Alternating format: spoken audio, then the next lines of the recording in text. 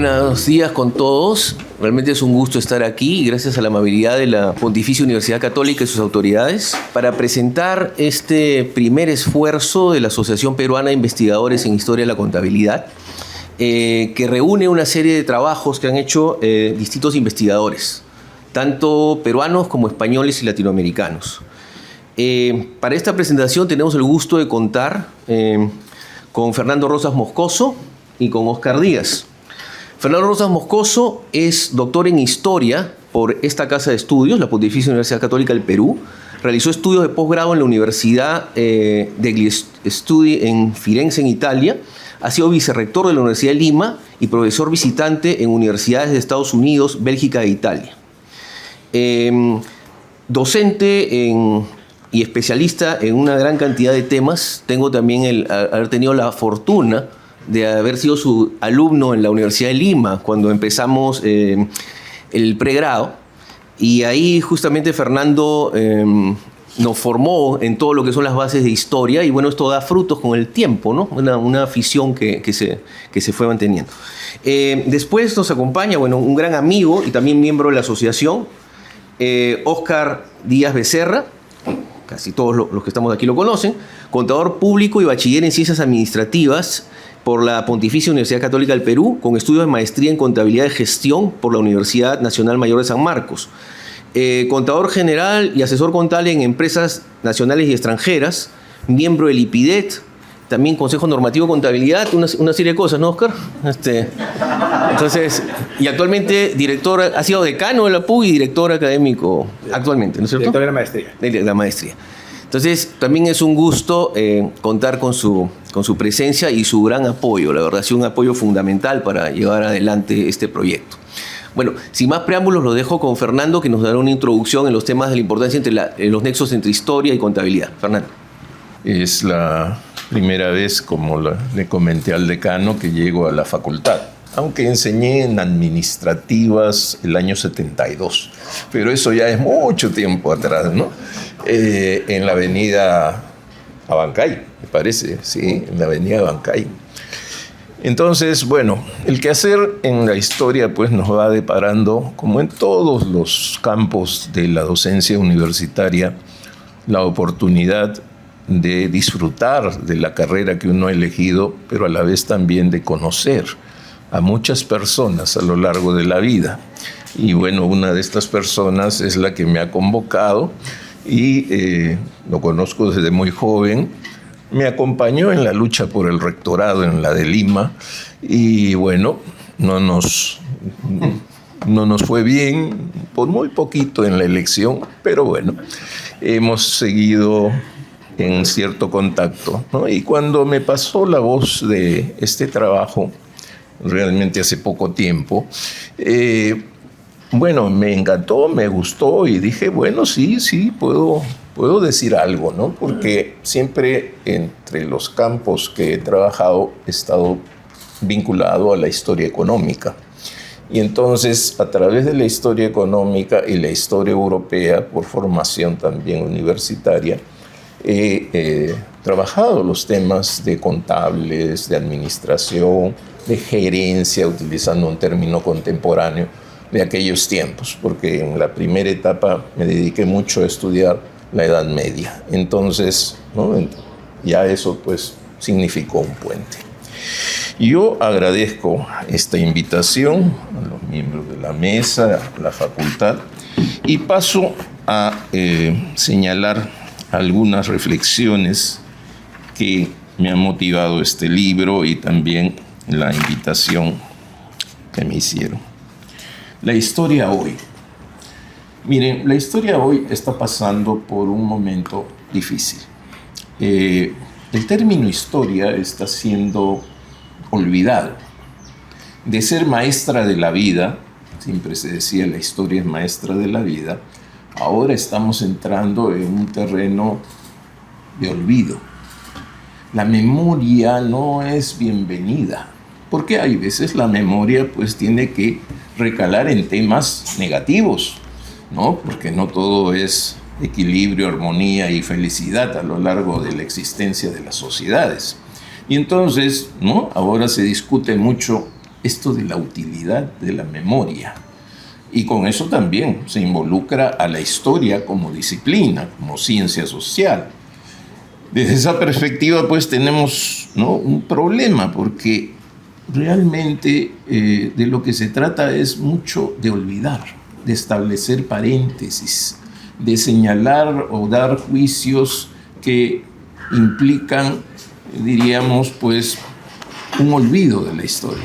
Pero lamentablemente, para aquellos que en esta época de pragmatismo, de utilitarismo,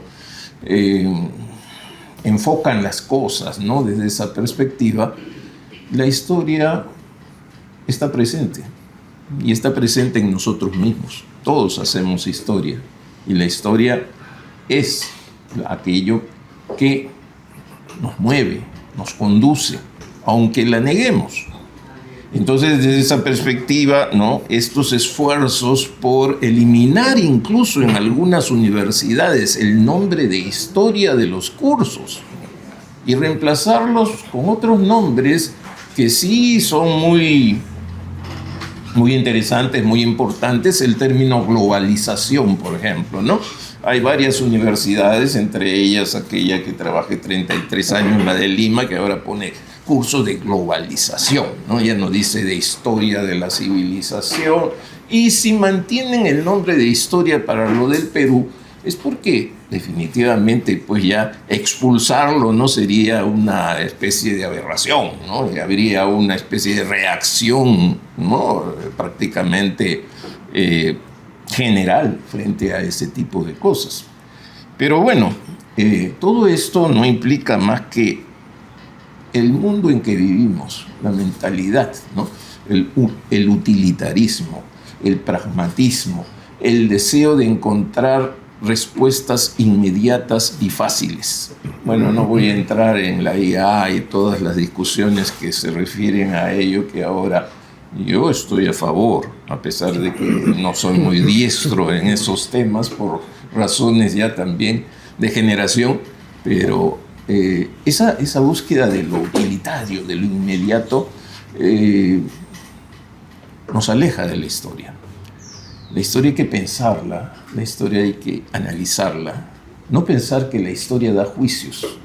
La historia presenta elementos para poder entender a las sociedades del pasado en su tiempo, porque también ahora, ¿no?, hay una tendencia a ver con los ojos del presente algo que está sucediendo 200, 300 años antes. Y eso no es posible, porque las gentes hace 200 o 300 años no pensaban desde esa perspectiva, ¿no?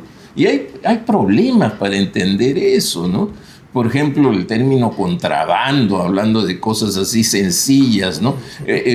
Aplicar juicios actuales a un escenario social totalmente opuesto, diferente, en donde aquello que hoy día es objeto de sanción, hace 200 años era permisivo. Claro, uno se enfrenta con esos ojos a estas sociedades del pasado y se va a encontrar pues con cosas extrañas, ¿no? Y lo más fácil es imponer el criterio del observador. Entonces, todos estos desafíos están desarrollándose en esta época, y lo único que me plantea, diríamos, una claridad es esto, ¿no? Todos hacemos y todos somos historia. Entonces, desde esa perspectiva, y también teniendo en cuenta que los genios mueren, todo muere, todo se acaba, y los genios en la historia han muerto, los grandes historiadores, aquellos que sabían todo de todo, ¿no? Ahora ya no hay genios, ¿no? Hay una miriada de escuelas, tendencias, etcétera, y el trabajo también tiende a ser individual, tiende a ser solitario, ¿no? Especialmente, por ejemplo, en los Estados Unidos de Norteamérica, no tanto en Europa, pero sí hay esa tendencia. Entonces estamos en esas condiciones. ¿Qué pasa con la historia en el Perú? Madre mía, ahí sí, ¿no? Con el respeto a todos mis antepasados, mis profesores y a los grandes historiadores peruanos, acá también estamos en problemas en el contexto histórico. Nosotros hemos tenido una tendencia, lo que un profesor francés, Simian, decía, la tendencia de meteorología de jardincillo. ¿Qué quiere decir esto, no? Hacer un estudio, pero así, sesudo, sobre un puntito en específico, ¿no? Entonces a mis estudiantes, por ejemplo, los veo con lindas monografías, ¿no? Que se refieren pues a un momento, ¿no? Hasta 10 años o 5 años o un acontecimiento puntual y no ven más allá, no articulan eso dentro de una superposición de espacios, por ejemplo, ¿no? Historia local, historia regional, historia nacional, historia universal. Eso se va perdiendo de vista. La historia universal. Yo he visto el proceso acá en nuestra universidad.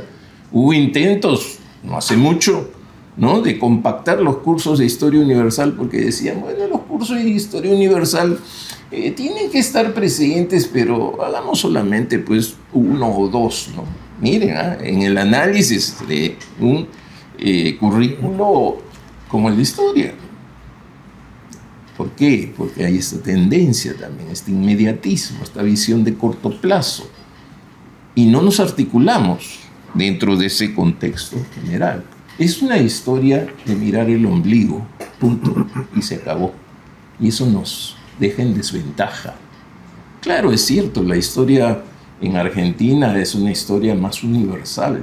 Claro, están mirando el Atlántico, hay mucha influencia europea, la historia en Brasil, pero también la historia en Chile es mucho más amplia, más abierta. Entonces, no es que sea una tendencia universal, es una cosa un poco peruana, diríamos, ¿no? Y también estamos pensando siempre en los paréntesis fatales, ¿no? Ese poner paréntesis, ¿no? Yo digo siempre, pasamos del sol de los incas al sol de la República. ¿Y qué queda? 300 años de dominio ibérico. ¿Eso no es parte de nuestra historia? No nos podemos entender si no consideramos eso. Esa es la Edad Media peruana, dicen algunos, ¿no? ¿Para qué entenderlo? ¿Para qué comprenderlo? Oprobio, la humillada, Cervis, levantó y todo. Entonces, no, el entender al Perú es entender todo su proceso. Y ese paréntesis para mí ha sido fatal en los últimos tiempos. Ya ustedes recuerdan un discurso, ¿no?, de Asunción del Mando, ¿no?, en donde se dice, ¿no?, de que, bueno, pues, ¿no?, eso es colonial. Ojo con los conceptos. Ahora nos olvidamos de analizar los conceptos. Colonial. No podemos aplicar fácilmente eso. Claro, el Perú no ha sido una colonia. El Perú ha sido un reino. Ha sido un reino. He tenido colegas que han discutido mucho sobre el tema. No, pero eso es en el plano jurídico. La realidad era esta. Simplemente éramos colonia, nos explotaban y todo lo demás. No es tan sencillo el asunto. Entonces, ¿qué sucede? Bajo esos términos nos escamoteamos 200 y pico de años de historia del Perú, casi 300, sin entendernos.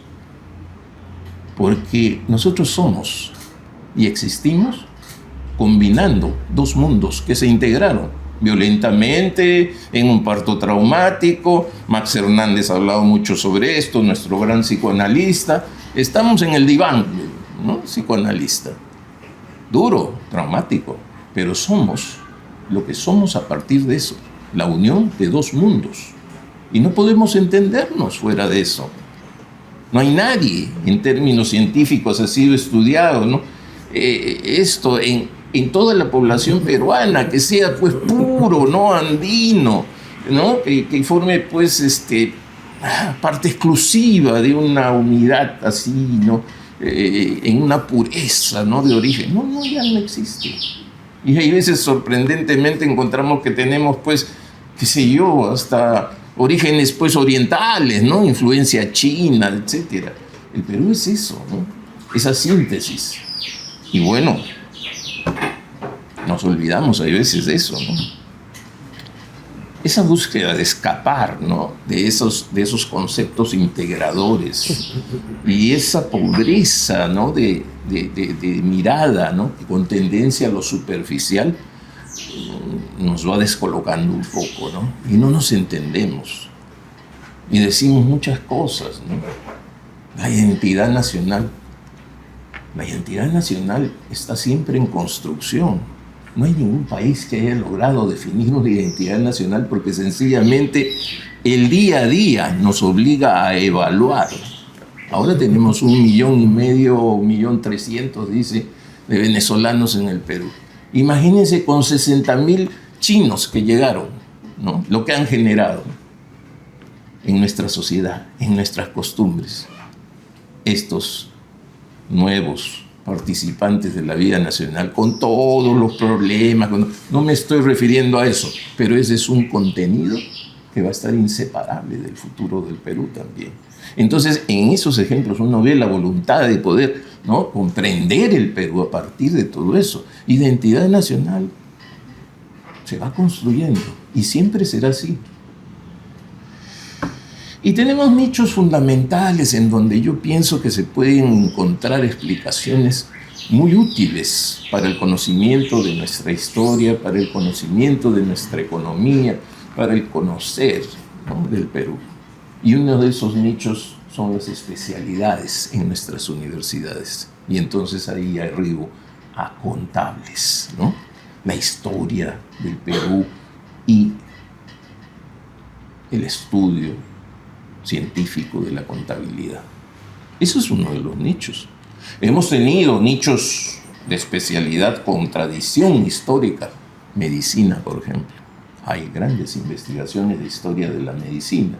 Ahora último ya las han dejado de lado porque la lucha en términos médicos fuerza, ¿no?, hacia otros caminos, a otros desafíos. Pero antes se estudiaba mucho historia de la medicina y hasta ahora existen cátedras de historia de la medicina en algunas universidades, no en todas. Esos son los nichos que yo creo que se deben cultivar y por eso me llama mucho la atención el esfuerzo que se está haciendo en el campo de la contabilidad. Y me voy un poco ya para terminar, ¿no? Las ciencias contables y la historia. Miren, yo parto de una idea que tampoco es muy común, pero quizás por mi formación y mis preocupaciones iniciales en relación con el estudio de la historia universal, me han impregnado. Yo creo que para comprender la historia uno debe entenderla a partir del sistema en donde está inmerso. A mis alumnos les digo eso. Y todos los cursos generales que yo he venido dando a lo largo de muchos años se han basado en eso. El sistema en donde estamos todavía es el sistema capitalista. Y por lo tanto, dentro de este sistema que nació en el siglo XIII, no con la industrialización, craso error, el ídolo de la industrialización, hasta ahora dicen, no, la industrialización, a partir de eso el mundo cambia. No, señor. Existe un capitalismo industrial, pero existe también un capitalismo mercantil, comercial. Esa es la primera etapa del capitalismo. Y en el seno de ese capitalismo mercantil aparece la contabilidad. No me refiero a la protocontabilidad, cuyo conocimiento, ustedes saben, se remonta hasta la antigüedad. Para ustedes es una disciplina que va a llevarlos hasta Grecia, ¿no? Y yo diría hasta Sumer incluso, ¿no? Ya hay varios textos que hablan de eso, de la contabilidad en los antiguos imperios orientales. Me refiero al hecho de entender lo que estamos viviendo desde su perspectiva original. Entonces, desde el siglo XIII para mí hay eso, ¿no? Hay una presencia de este nicho de especialidad y de estudio científico que es importante. Ahora, recuerdo un libro muy, muy simpático, no sé si lo tendrán en la biblioteca, pero es La contabilidad pachiolana, de un mexicano, publicado en el 2006. El señor es Zapata Olvera, Miguel Zapata Olvera. Es un libro muy interesante. Gracias a Dios llegó a mí, lo tengo y bueno, lo reviso y lo estuve revisando anoche, ¿no? Un poco para colocarme en el ambiente, ¿no?, en donde debía pronunciar algunas palabras. Miren, es importante porque rescata la contabilidad desde sus orígenes, diríamos, pues, sus orígenes tradicionales. Bueno, hay un cierto rechazo a la tradición, a la palabra tradición. Ahora nadie quiere ser tradicional, ¿no? Porque si no te ponen en una vitrina en el museo y ahí acabas pues embalsamado y qué sé yo, ¿no? Pero diríamos de estos orígenes, ¿no? De la contabilidad. Del paraíso. Así es, sí. Entonces, ¿qué sucede? Bueno, hay una edad media en donde nace la contabilidad esta, ¿no? Diríamos por partida doble, con todo lo demás, ¿no? Pero es curioso, el libro de este señor mexicano está publicado por el Instituto Mexicano de Contabilidad, sí, muy lindo, además, una edición. En este libro se termina con, digamos, una revisión de todos estos principios, un análisis del texto de Luca Pacioli extraordinario, ¿no?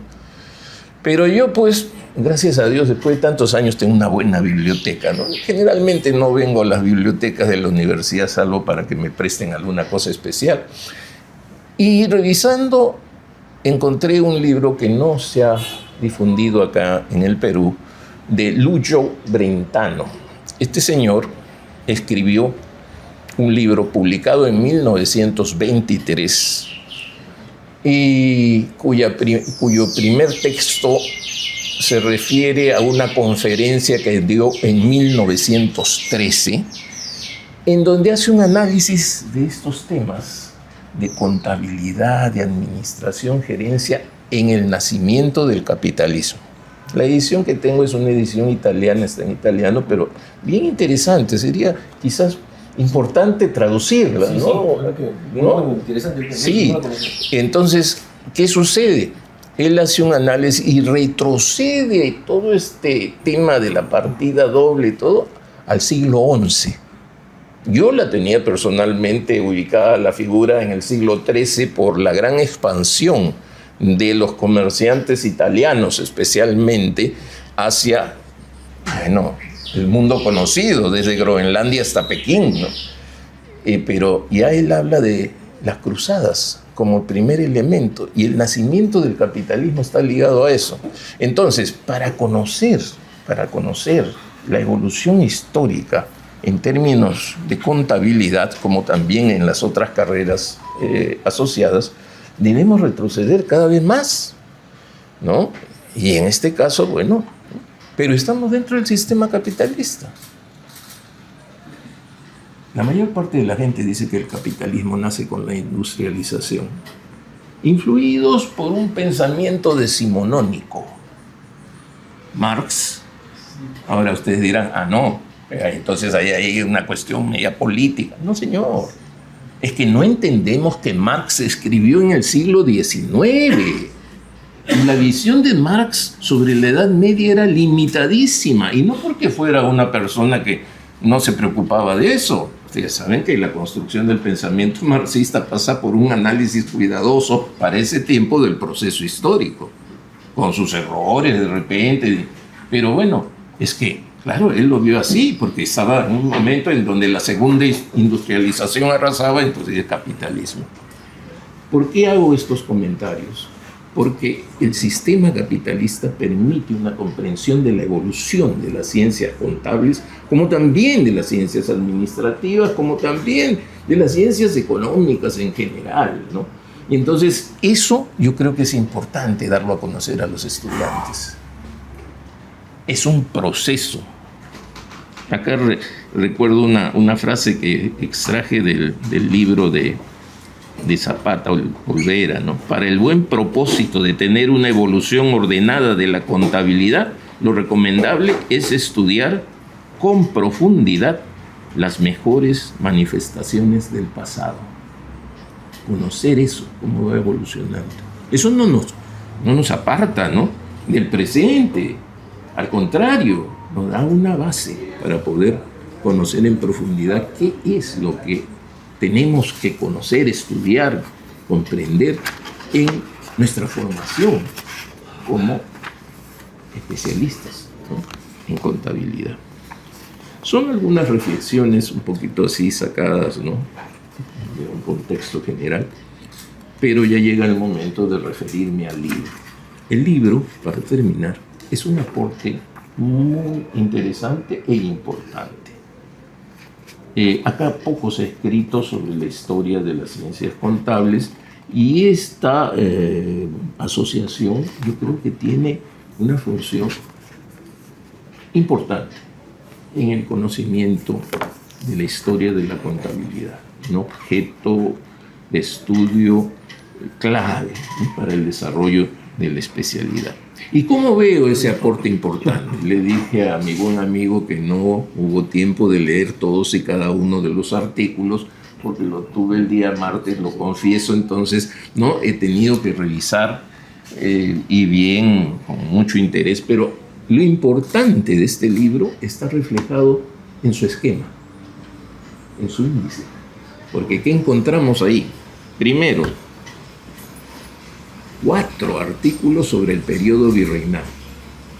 Ese paréntesis no lo han hecho ustedes.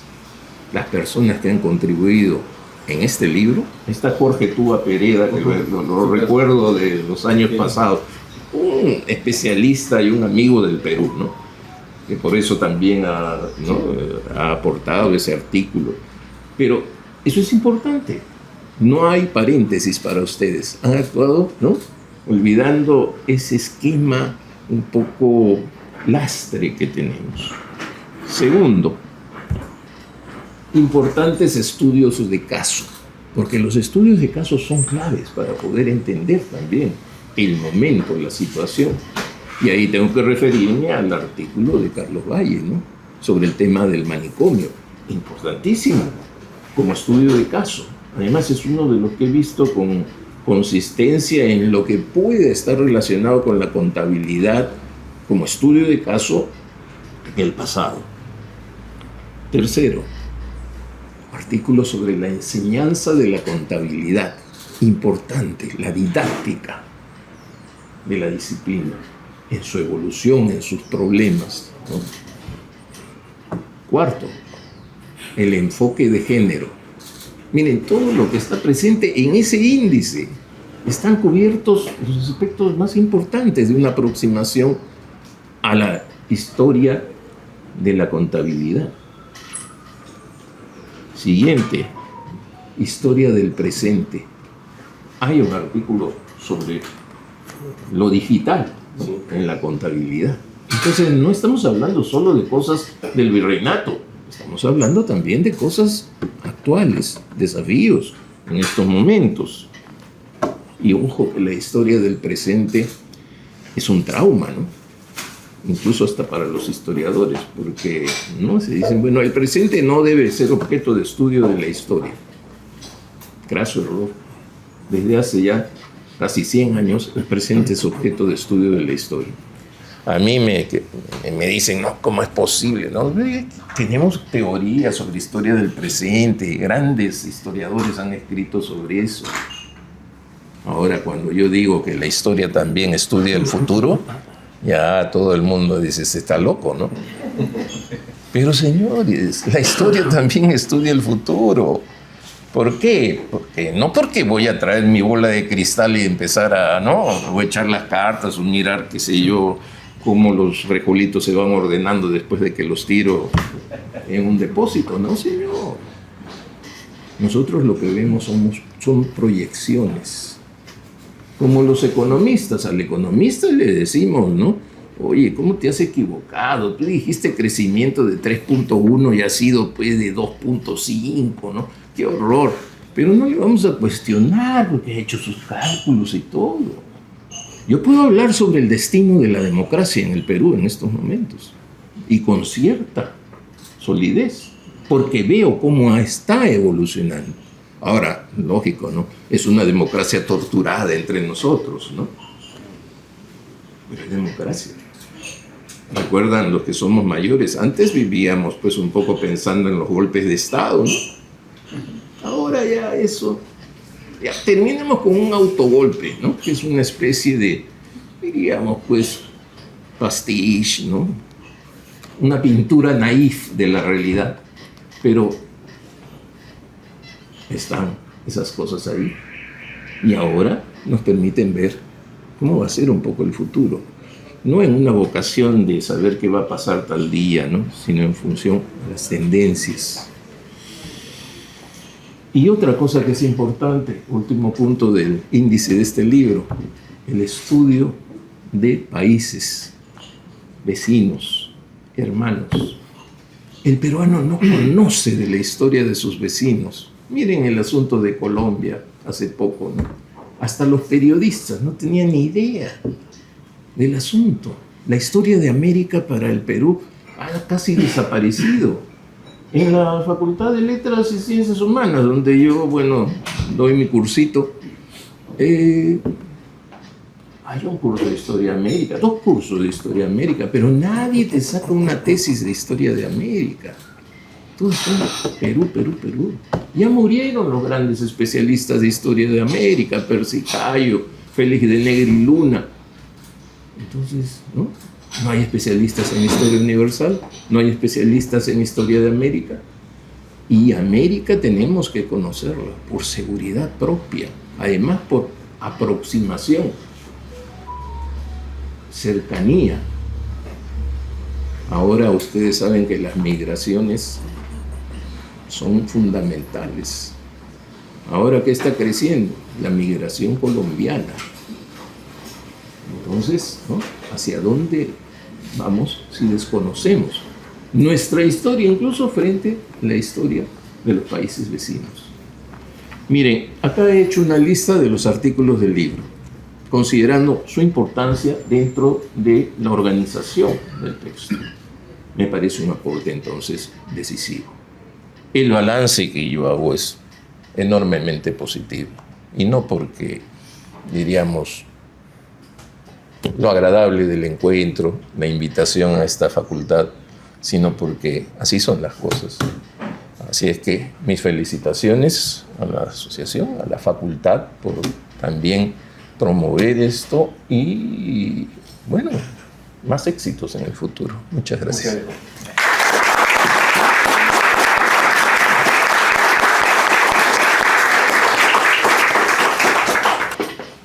En primer lugar, agradecer a nuestro decano, el doctor Emerson Toledo, por la apertura inmediata cuando le pedimos el apoyo justamente para hacer la presentación de este primer producto, de este desafío, de esta aventura editorial en la que nos metió Carlos, ¿no? Gracias, Carlos, porque desde el momento que me comentaste me pareció una muy buena iniciativa, no solamente el tema de la creación de la asociación, sino del tema de incursionar, bien como lo ha destacado el doctor Rosas, en un aspecto que, sobre todo en nuestra carrera, es muy descuidado en nuestro país.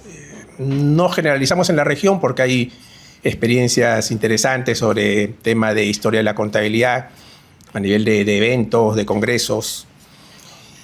Y sí, algo que quiero destacar antes de empezar a profundizar es, me parece muy acertado, ya lo verán seguramente, la dedicatoria que incluye en el libro a nuestra querida amiga Georgelina Márquez, quien fue profesora también acá en la facultad hace varios años.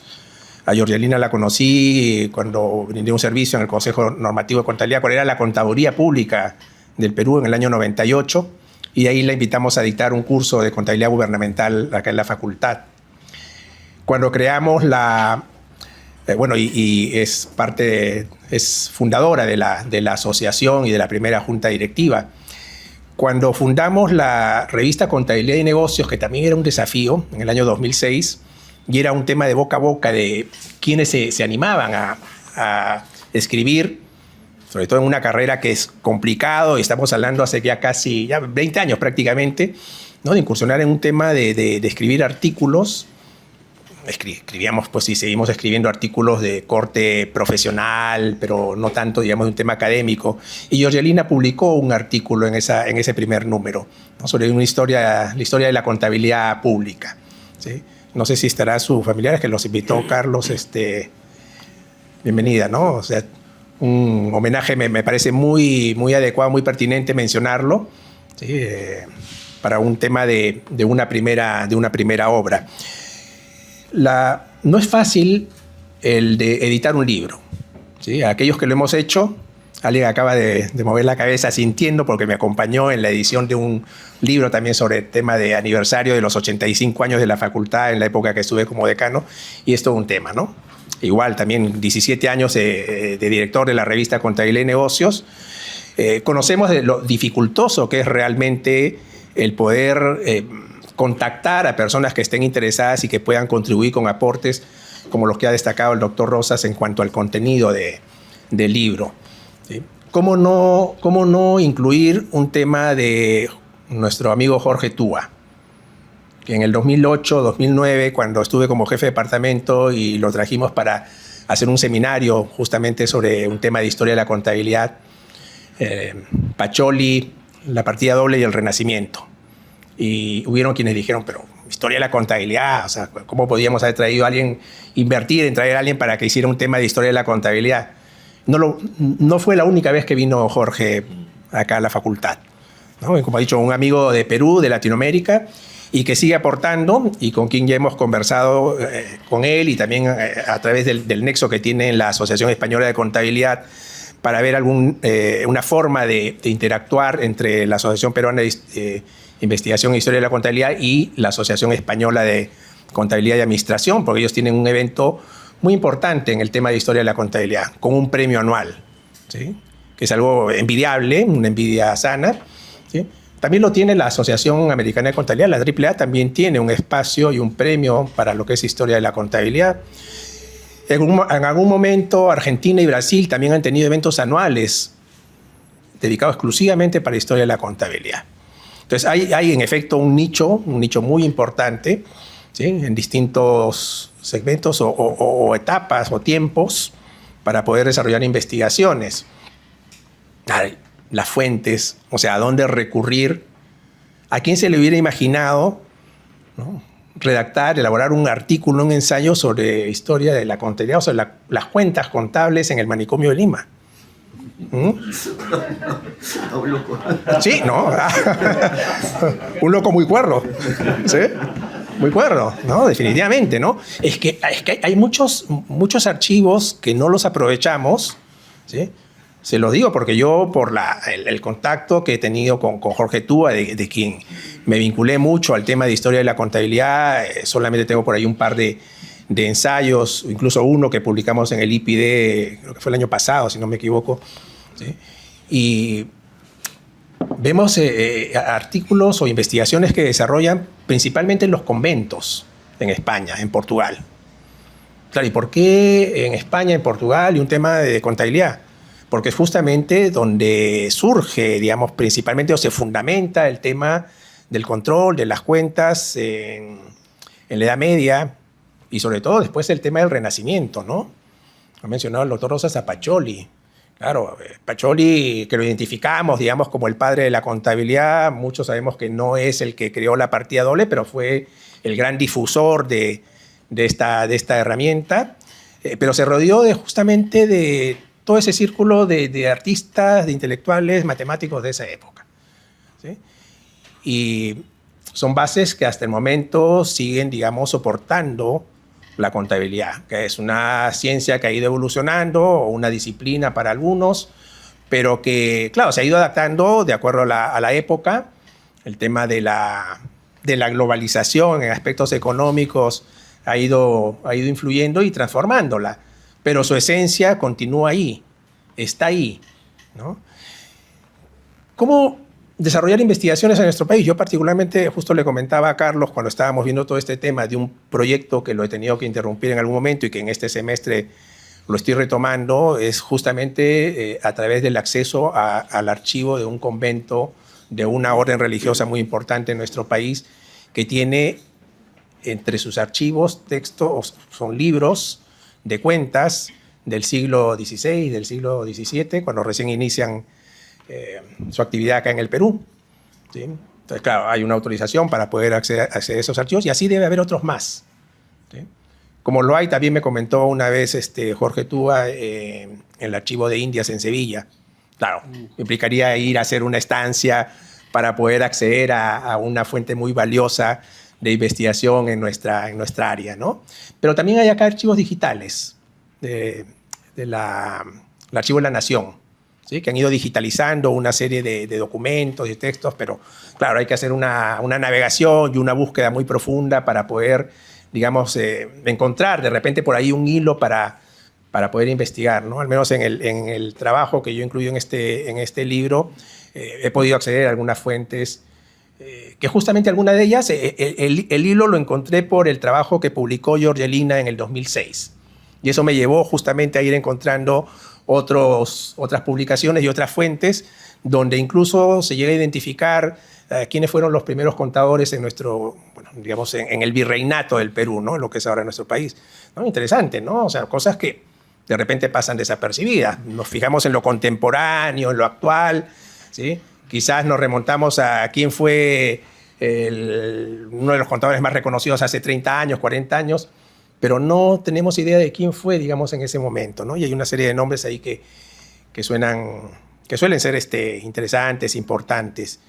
Y más atrás también, ¿no? Más atrás, el tema de antes de la llegada de los españoles, que ya había algún sistema, algún registro de cuentas, el quipu sobre todo, la yupana. Y bueno, en el espacio del Rincón de Pacholi, justamente invitamos a un joven historiador, está haciendo su doctorado en Harvard, que ha hecho un estudio justamente sobre el tema de los quipus, ¿no? Y cómo vincula, digamos, o sea, más allá de las cuentas, o sea, el tema de cómo hay una relación, todavía no, quizás no muy demostrada, pero evidencias de cómo, digamos, es probable que habían algunos quipus que eran utilizados justamente para un tema de control de cuentas, de lo que sería una contabilidad antes de la llegada de los españoles. Y así como ello hay, digamos, muchas posibilidades de poder desarrollar digamos, algún tema de investigación que podría ser un aporte para la asociación, para la academia, y acá en público voy a comprometer a nuestro decano, porque deberíamos tener un evento que nos represente como país sobre la historia de la contabilidad. Un simposio, un congreso, ¿sí? Luego en público para que después no diga que no dice que no, siempre acepta todas las iniciativas, pero es todo un compromiso, ¿no? Porque ya tenemos otro tipo de eventos, pero sí sería importante, ¿no? Les mencioné que recuerdo en algún momento haber visto pues, las publicaciones de convocatorias en Argentina, en Brasil, con algunos premios, ¿no? Es más, yo recuerdo en algún momento, en algún congreso en Río de Janeiro, que nos llevaron al Consejo Federal de Contabilidad y tienen un museo, ¿sí? Un museo, claro, y ahí, y lo reconozco, ¿no? La ignorancia, San Mateo, ¿no? Y claro, como para ellos, digamos, el padre que representaría, digamos, a la contabilidad por un tema de recaudación, de cuentas, de tributos en su momento, ¿no? Pero con piezas muy importantes, muy interesantes. Yo recuerdo que acá, no sé si me equivoqué, pero de repente quizás fue cuando la facultad cumplió 70 años, cuando se hizo el almuerzo de reencuentro. Me acuerdo que el decano en ese momento era profesor por horas, pero recuerdo que en los jardines, entre los dos pabellones, se hizo una exhibición con algunas máquinas y algunos libros de contabilidad en los años 60, 50, 60. Son libros que creo que los hemos visto solamente en fotos, ¿no? ¿Dónde estarán? ¿Sí? Pero, repito, hay, digamos, muchas formas de poder buscar, digamos, algún nicho, algún hilo para investigar en el tema de historia de la contabilidad, remitirnos al tema del virreinato, ya de la época de la República o en general, ¿no? Jorge Túa, ya él es profesor emérito en la Universidad Autónoma de Madrid, pero no ha dejado de escribir, ¿sí? Y miren que ahora está escribiendo artículos de historia, pero donde vincula a algún personaje conocido con la contabilidad. O sea, Cervantes, ¿qué tiene que ver Cervantes con la contabilidad? O sea, ¿quién sabía que Cervantes en un inicio había, digamos, participado en un tema de registros, de cuentas, y que estando preso continuó y ahí es que se le despertó el tema del interés por seguir publicando? O leer a Sor Juana Inés de la Cruz, ¿no? Entre versos y encontrar temas de contabilidad, ¿sí? Entonces, otro de los aportes de Jorge Túa, que lo llama, creo que es el espacio en el que está escribiendo ahora, es el espacio de la historia, creo, en AECA, y sale publicado en las revistas mensuales de AECA. Claro, o sea, no es fácil, implica todo un trabajo de búsqueda, de identificar, ¿no? Puede haberlos acá también, ¿no? Alfonso Ugarte era contador, ¿sí? Había estudiado en Valparaíso, pero era contador, ¿sí? Pero no lo identificamos por ahí, ¿no? Entonces ahí repito, muchos aspectos que podrían ser interesantes. Claro, y de repente, ¿por qué no los identificamos? Acá, en la sala, somos varios de formación de contadores públicos. ¿Nos enseñaron historia de la contabilidad? Nada, ¿no? Quizás contaditos de repente, ¿no? Yo estudiaba acá en la universidad, en la PUC, en estudios generales me enseñaron cargos y abonos, ¿no? Ahora muy crítico digo que si hay cargos y abonos hoy en día, ni hablar, ¿no? En la facultad tampoco.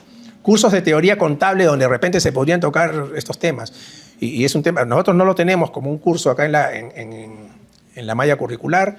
Hay algunas universidades que lo tienen, pero no enseñan propiamente un tema de teoría contable, sino caemos en lo mismo, el tema de la contabilidad normativa, que también podría ser un espacio, ¿no? Hace 2 días un amigo me escribió pidiéndome si de repente entre mis archivos tenía una versión de la NIC 16 del año 82, ¿sí? Y sí los tenía, ¿sí? Los tenía. Cuando nos hemos mudado, para hacer la remodelación de nuestro departamento hace poco más de un año, me deshice de varios libros, algunos los regalamos al Centro Federado y otros se fueron a la biblioteca. No sé cuál sería el destino, pero sí tenía en el tema de las normas, año tras año, las ediciones que iban apareciendo, ¿no? Que hubiera sido útil, pero bueno, a veces por espacio nos tenemos que desprender de cosas que pueden ser muy, muy valiosas, ¿no? Y bueno, nuevamente destacar, digamos, Carlos, la iniciativa, el gran aporte, para mí, considero que para la academia, porque si bien esto surge a través de una asociación independiente, pero que marca el inicio de algo que sí debería estar presente, que debería, digamos, incluirse dentro de, no digamos quizás un curso completo, pero como conversábamos antes del inicio, ¿no? El curso de letras siempre conversábamos con el profesor Dextre de que la parte inicial debería abocarse a un tema de historia de la contabilidad. Y el profesor nos dijo, no, pero no hay, ¿no? Bueno, le proporcionamos el material de que sí había, digamos, textos que se podían utilizar, sobre todo el tema de las escuelas, de evolución, muchos aspectos importantes, ¿sí? Bien, entonces agradecer también a todos ustedes presentes que han confiado, digamos, en la presentación, como digo, de este proyecto editorial que no es nada fácil, pero que vio la luz, ¿no? Después de todo el trabajo y el esfuerzo que ello significó. ¿Sí? Muchas gracias. En primer lugar, agradecer al decano de la facultad, es un gran apoyo, sin lugar a dudas, y la presencia de 2 personas que yo valoro mucho, ¿no? El doctor Fernando Rosas Moscoso, como dije, fue mi profesor, y que de alguna manera, no solamente en mi caso, sino en muchos alumnos, nos sembró todo este tema de la historia, ¿no? Entenderlo, estamos en otro mundo profesional, pero sin embargo entender esto de la historia de las mentalidades, la evolución, ¿no? Los distintos tiempos, estructura, coyuntura, una serie de cosas que se quedan y son importantes. Y eso nos ha llevado a varios a incentivar este esfuerzo por estudiar, ¿no? Y a Oscar, ¿no? Oscar Díaz, un gran apoyo, sin lugar a dudas. De cuando le conté el proyecto ahí, bueno, está complicado porque él para en 1000 cosas, pero sin embargo, pues, se puso al hombro este tema y nos ha apoyado mucho, ¿no? Ahora también es un miembro también de la asociación y eso nos da mucho gusto contar con él, ¿no? Quiero agradecer también la presencia de todos ustedes. Hay personas que valoro mucho. Don Oscar Caipo, uno de los fundadores de la profesión acá de lo que es auditoría, uno de los grandes referentes. Mis socios de ANTUD, el personal de ANTUD, amigos también de toda la vida o profesores de acá, ¿no? Y muchos que han colaborado. Realmente es un gusto. Es cierto, el campo de la historia de la contabilidad está escasamente desarrollado en nuestro país.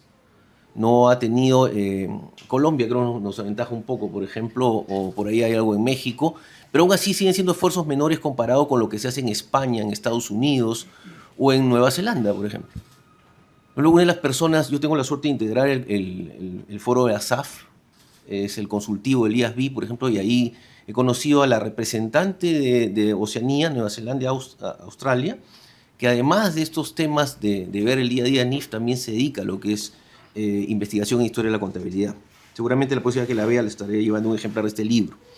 Entonces, debemos de trabajar en un esfuerzo para desarrollar este tema. Y en varias cosas, porque somos más allá de los estándares del día de hoy, ¿no? Desde eso que menciona Oscar de buscar la versión original de la NIC 16, ¿dónde estará refundida, no? ¿Cómo ha evolucionado? Pero estudiar doctrina contable. Hay un maravilloso libro de Richard Mathesis que se llama 200 años de investigaciones contables, donde habla de todas las escuelas relevantes de los últimos 200 años. Y ahí, aparte de la época de oro anglosajona, ¿no? Estados Unidos, Inglaterra, nos enteramos de la importancia de la escuela italiana, o de la escuela alemana, o la escuela francesa. Y ahí está, hay toda la bibliografía, es riquísima para poderlo ver, ¿no? Y quiero, al igual que lo hizo Oscar, destacar el trabajo pionero de Giorgiolina Márquez, ¿no? Giorgiolina fue una persona que publicó ese artículo que creo que para nuestra época es un artículo seminal, original, ¿no? Y incluso fue comentado por otras personas como Carlos Rico, un historiador de la contabilidad colombiano importante. Y Giorgiolina se unió a la asociación con mucho entusiasmo, apoyó significativamente este tema y lamentablemente ya no está con nosotros, pero la asociación le reconoce este esfuerzo, le ha dedicado el libro, ¿no? Y es un gusto que esté su familia aquí. En cuanto al libro, recogemos trabajos de distintos investigadores. Voy a mencionar brevemente los artículos. Jorge Túa, gracias a Oscar también, ubicarlo a Jorge a veces es difícil, pero se unió con entusiasmo y nos proporcionó un artículo que ya había publicado previamente en AECA. Me dijo, no tengo tiempo para publicar otro, pero quiero que este se ponga, y lo adaptó, ¿no? Y es interesantísimo ese artículo, como mencionan, como Cervantes fue un recaudador de impuestos. Cervantes, hay evidencia, se conservan sus hojas en las cuales él cuadraba en el antiguo cargo y data, el sistema arcaico que se usaba en España en aquellos días de contabilidad, cómo cargaba pues, y registraba las recaudaciones que tenía. Y tuvo algunos problemas de cuadre también. No estamos seguros que sea tan buen contador como literato, ¿no? Bueno, y Oscar en el segundo artículo, pues, hace un estudio sobre la organización contable en el Virreinato del Perú. Un trabajo también importante. Y ya, Oscar, también previamente en el IPIDET también publicaste otro artículo. Mucho interés en esa época, ¿no? que tiene. Estamos muy contentos que pueda hacer ese trabajo donde los dominicos, si no me equivoco, creo que no. Franciscanos. Porque ese trabajo de archivo va a ser bien relevante para irnos profundizando en las técnicas, ¿no? Y Oscar pues menciona la forma en la cual se controlaba la recaudación y el uso de los recursos en la colonia, ¿no? Y los esfuerzos que se hacen para implementar la partida doble frente al arcaico método del cargo y data. El cargo y data es un método que tiene muchas limitaciones comparado con la partida doble, pero que se sigue usando. Por ejemplo, en mi caso, cuando reviso las cuentas del manicomio, esas cuentas estaban en cargo y data, no estaban en partida doble. Entonces era un poco leer lo que otros especialistas habían escrito para entender el método. Entonces es una cosa muy, muy interesante, ¿no? Después se nos unen a este proyecto Angélica Vasconcelos y Adriana Rodríguez, son dos especialistas brasileñas dedicadas casi su tiempo al 100% a historia de la contabilidad, son contadoras. Ellas radican en Europa. Y ellas, casi al cierre de la edición, nos ofrecen un artículo que investiga las prácticas de rendición de cuentas y verificación de transacciones en Brasil a comienzos del siglo XVIII. Se centra en entidades educativas y algo en entidades religiosas. ¿Y qué es lo que nos muestra ahí, no? Que estas técnicas configuran un rudimento de lo que se entendería ya en esta época moderna como una auditoría. Entonces, eso es un aporte bastante significativo. Después participa Carlos Rico. Carlos Rico es un investigador colombiano que ya tiene una larga trayectoria, contador, y él se aboca al estudio de dos monasterios acá peruanos. Como hay acceso, como menciona Oscar, a cierta información digital, no ha tenido necesariamente que venir acá, sino la ha extraído. Y lo que nota él es que dependiendo del grado de autonomía que tenía las monjas respecto a la autoridad eclesiástica, las prácticas contables varían, ¿no? Y el reporte y todo. Y es cierto, o sea, hay monjas que son muy especialistas en este tema. Sor Juana Inés de la Cruz, como bien lo mencionaste, el mismo Octavio Paz lo menciona en su libro, ella era la encargada muchos años, llevó la contabilidad de su monasterio. Y era una muy buena contadora. Creo que mejor que Cervantes en ese aspecto, ¿no? Entonces, y una extraordinaria literata, ¿no? Después se nos unió alguien que es un historiador muy interesante, Efraín Núñez, un historiador de más o menos de base 4, que se ha especializado mucho en San Marcos. Tiene un montón de libros, los cuales estudia facultad por facultad. Y me encontré con él, quería conversar con él y le comenté el proyecto y me dice, ok, yo quiero hacer algo de contabilidad. Nunca he entrado a los archivos de contabilidad. Y Efraín lo que hace es estudia los planes de estudio, la evolución que ha habido en los planes de estudio de los orígenes de la facultad de la Universidad de San Marcos, ¿no? Incluso los compara con proyectos que están tomando como referente a Argentina u otros países de la región, ¿no? Los archivos de las universidades realmente tienen magníficas oportunidades de investigación para quien quiera, la verdad. Bueno, en cuanto a la cuenta del manicomio que ya hablaron, sí, pues cómo se me ocurrió, no sé, pero aparte del cargo IDATA también fue complicado porque en esa época todavía ni siquiera teníamos el sistema monetario actual. Cuando traté de cuadrar los reportes, no me cuadraban. Y yo trabajaba eso en la noche y decía, pero no creo que esté tan mal sumando. ¿Y qué era? Que usaban pesos de 8 reales.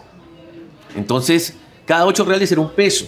Un sistema que desaparece más o menos hacia 1863, 64, si no me equivoco, que ya es el sistema monetario actual. Entonces, un trabajo realmente también importante, digamos, que espera hacer una primera contribución. Y le ha gustado incluso a las personas del manicomio con quienes he conversado, ¿no? No, los loquitos no. Los funcionarios. No, hay una biblioteca ahí donde se puede asistir. No, sí. Bueno, Fernando también lo comentó, el enfoque de género, fundamental también para estos tiempos.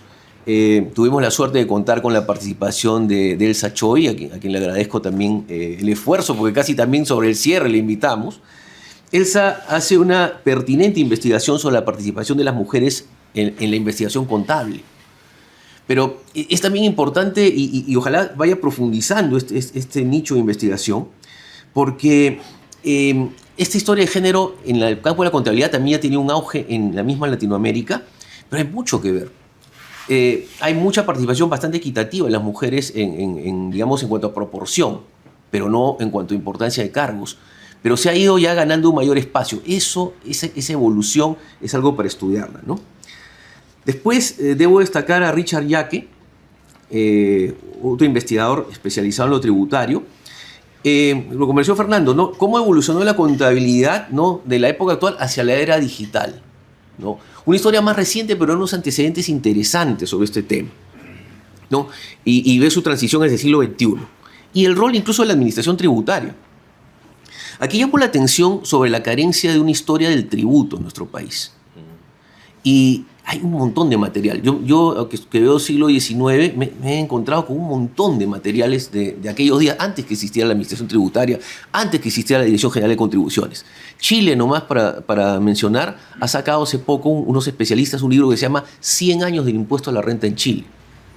Un libro realmente muy, muy bien elaborado y que ojalá que alguien pueda tomar también esa posta aquí para investigar los tributos en el Perú. Carlos Fernández, ¿no?, quien también fue mi jefe y es un investigador ahorita en la Universidad de Connecticut, trabajé con él en KPMG, ha hecho una evaluación de las empresas peruanas que cotizan en la Bolsa de Estados Unidos, ¿no? Un poco desde la perspectiva del rendimiento y lo que reportan, lo que han reportado a la SEC, ¿no? Y nos da conclusiones importantes, ¿no? En general, los objetivos se han logrado, están desde una perspectiva buena, pero nos dejan el tintero inquietudes respecto a ver qué tan complicado fue el proceso de inscripción, qué dificultades tuvieron para adaptar los sistemas, las NIF, que eran un poco la peruana, con el US GAAP, ¿no?, u otras cosas. Entonces ahí deja un campo riquísimo también para verlo. Y finalmente, a última hora, porque hubo una persona que al final no llegó a presentar su publicación, ingresó Harold Márquez, un importantísimo no lo conocía realmente, por ahí averiguando encontramos, la internet nos da esa ventaja, importantísimo investigador contable de la historia de Venezuela. Ha publicado libros ha tratado de impulsar el tema y nos da una visión de cómo ha evolucionado la contabilidad en Venezuela. Pero tiene más artículos que ojalá tengan la difusión que merecen, ¿no? Entonces, en general, esta cercanía a Harold viene de un primer encuentro todavía virtual que hemos tenido muchas personas que nos dedicamos a la investigación en historia de la contabilidad. Gracias al equipo brasileño hemos unido esfuerzos y ahorita tenemos investigadores, se ha formado una red de América Latina en contabilidad en la historia. Tenemos participantes de Argentina, de Perú, Colombia, ¿no? Brasil, y estamos tratando de unir a expertos de otros lados para hacer ya algún tipo de evento, ¿no? Y son personas que realmente tienen una muy fuerte participación en trabajos de archivo, ¿no? Y que revisan pues, documentación siglo XIX, XVIII, XVII con una facilidad. Es complicado, ¿no? Por la paleografía es bien complicado, ¿no? Ahí tenemos que mejorar, ¿no? Bueno, y en cuanto a la asociación, que hay varios miembros que están aquí, tengo el gusto de verlos por aquí. La asociación está en nuevos proyectos, el libro era lo primero, pero estamos ahorita trabajando en un proceso de digitalización de textos contables del siglo XIX. Entre 1870 y 1890 se publicaron una serie de textos que ni siquiera están en la Biblioteca Nacional del Perú, pero dando la vuelta por el centro de Lima hemos ido encontrando algunos de estos textos, ¿no? Estos textos son muy interesantes porque tienen una concepción de la contabilidad que se ve la evolución, ¿no? En esa época, por ejemplo, se hablaba de un libro borrador previo al diario, ¿no? De un índice del mayor, cosas que ya han sido superadas, pues, digamos, por los conceptos de ya cómo ha ido evolucionando la automatización, pero podemos ver distintas concepciones, ¿no? Y la influencia de ciertas escuelas también por los autores que citan. Vamos a hacer un trabajo sobre estas personas. Estamos viendo un encuentro latinoamericano para ver sobre educación en contabilidad, ¿no? Y otro esfuerzo que está tratando de hacer la asociación es buscar conservar los archivos contables de las empresas. Hay muy pocas empresas peruanas antiguas que conservan sus registros.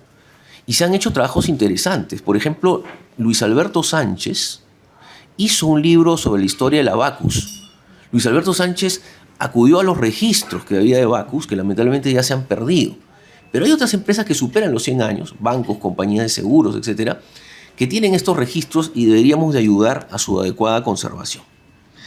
Entonces, y antes de hacer algunos agradecimientos, quería hacer un llamado a los jóvenes, sobre todo, ¿no?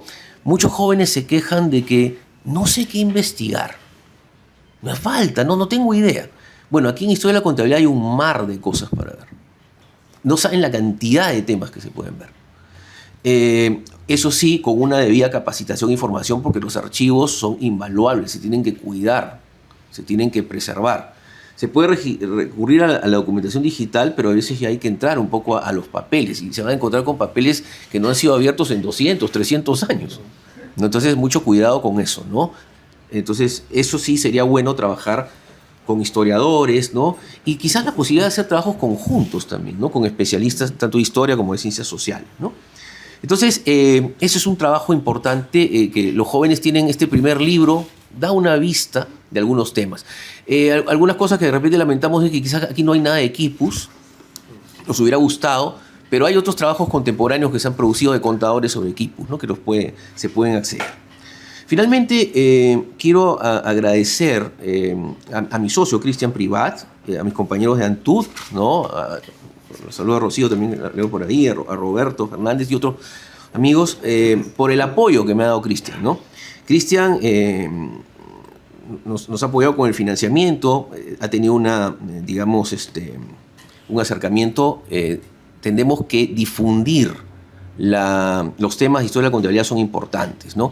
Hay poco esfuerzo. Yo resalto el tema, por ejemplo, de Iguay, que saca una colección de libros de historia ya bastante grande. Y bueno, Antud, una compañía mucho más pequeña, pero se está sumando a este esfuerzo, ¿no? Entonces quiero agradecer a eso. El interés también de Cristian por la historia virreinal también me ha llamado mucho la atención. Eso es algo que tenemos que trabajar. Bueno, también quiero agradecer a Cristian Castro y a Natalie Fruger del equipo editorial. Realmente con Cristian hemos tenido unas jornadas duras de de trabajo. Realmente sacar un libro cuesta, es duro. Sobre todo lo último, ¿no? Y estábamos contra el tiempo para que llegue al evento, pero muchas gracias, Cristian. También quiero, del equipo de Antud, especialmente quiero agradecerle a Carola Landa, que ha sido un gran soporte, y a Maritere Privat también, su gran ayuda, y a Joan Salazar, que maneja mi biblioteca personal de historia que tengo ahí en la oficina, y también me cataloga los libros, le agradezco mucho. Quiero agradecer finalmente a los demás miembros de la asociación, que están, algunos están por aquí, los veo, a la familia que nos ha apoyado, a mis padres, Carmen y Carlos, que están por acá, a mi esposa Lorena Clavijo, no pudo venir, y al señor Alejandro Arrieta, un gran apoyo, sobre todo cuando hacemos los eventos de las entrevistas que hace la asociación con historiadores, ¿no? Como les digo, tenemos un reto grande, este es el primer paso. La idea es, genial es lo que propone Oscar de hacer un evento en los próximos años sobre historia de la contabilidad. Hay especialistas, juntémoslos y empecemos a dialogar. El libro lo vamos a obsequiar a los que, no sé si tenemos suficientes a los que están presentes. Lo único que les voy a pedir es que anoten vamos a entregar una boleta como donación, que anoten sus datos para la boleta virtual, ¿no? Y sinceramente, muchas gracias por su asistencia. Gracias.